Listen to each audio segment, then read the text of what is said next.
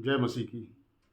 भजन संहिता 1 और उसके पहले पद में लिखा हुआ है, क्या ही धन्य है वह पुरुष जो दुष्टों की युक्ति पर नहीं चलता और न पापियों के मार्ग में खड़ा होता और न ठट्ठा करने वालों की मंडली में बैठता है, परंतु वह तो यहोवा की व्यवस्था से प्रसन्न रहता है।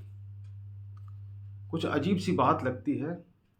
हम इस संसार में रहते हैं और इस संसार में रहते हुए हमें बहुत सारी समस्याओं का सामना करना पड़ता है और उन समस्याओं से निकलने के लिए हमें बहुत सारे सुझाव दिए जाते हैं। हम जहाँ पर रहते हैं वहाँ, हमारी सोसाइटी में, हमारे वर्क प्लेस में और कभी-कभी हमारे परिवार में भी हमें कुछ ऐसी युक्तियाँ, कुछ ऐसी सलाहें दी जाती हैं, जिनके ज़रिए से हम उन समस्याओं से बाहर निकल सकते हैं। हालाँकि ये समस्याओं का हल जो बताया जाता है, ये सामाजिक और नैतिक दृष्टिकोण से उचित नहीं होता है। हमें ऐसा नहीं करना चाहिए। लेकिन अक्सर हम गफ़लत में आकर के अपने तात्कालिक लाभ के लिए इन उपायों को अपना लेते हैं और अपने काम में सफलता प्राप्त कर लेते हैं, अपनी समस्याओं को दूर कर देते हैं। लेकिन यहाँ पर भजनकार पहले ही भजन में कह रहा है, धन्य है वह पुरुष जो दुष्टों की युक्ति पर नहीं चलता, बल्कि क्या करता है, वो यहोवा की व्यवस्था से प्रसन्न रहता है। अगर हम इस बात के लिए जो समस्या हमारे सामने खड़ी है, सिर्फ़ और सिर्फ़ अपने पिता परमेश्वर से प्रार्थना करते रहें, हमारा सर्व सामर्थी परमेश्वर जो इस संसार का सृष्टि करता है, वो हमें सारी समस्याओं से बाहर निकालने में सक्षम है। और सच पूछे तो केवल वही सक्षम है जो हमें इन समस्याओं से उचित रीति से बाहर निकाल सकता है।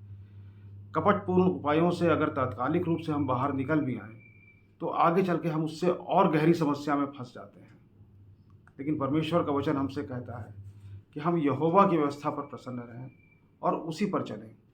और दूसरी चीज़ इस पद में कही गई है, ठट्ठा करने वालों की मंडली में नहीं बैठता है।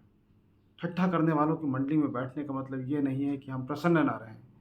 इसका मतलब ये है, जो लोग एक दूसरे का उपहास कर रहे होते हैं, दूसरों के ऊपर टीका टिप्पणी कर रहे होते हैं, परमेश्वर के वचन के विरुद्ध बातें कर रहे होते हैं और हंसी मजाक कर रहे होते हैं, उनके बीच में हमें नहीं बैठना है, उनसे दूर रहना है। अगर हम इन बातों पर विश्वास रखेंगे, पापियों के मार्ग में खड़े नहीं होंगे, ठट्ठा करने वालों की मंडली में नहीं बैठेंगे और कुटिल उपायों को नहीं अपनाएंगे, यहोवा की व्यवस्था से प्रसन्न रहेंगे, तो सचमुच हमारा जीवन धन्य होगा। जैसा कि भजनकार अपने इस भजन में कहता है, परमेश्वर हम सबको उचित मार्ग पर चलने के योग्य बनाए। हमारे सामने जो भी समस्याएं हैं, जो भी कुटिल उपाय हैं, उन सब से हमको बचा करके रखे और अपनी व्यवस्था से प्रसन्न रहने में, अपने नाम पर विश्वास रहने में सक्षम बनाए। परमेश्वर के नाम की महिमा हो।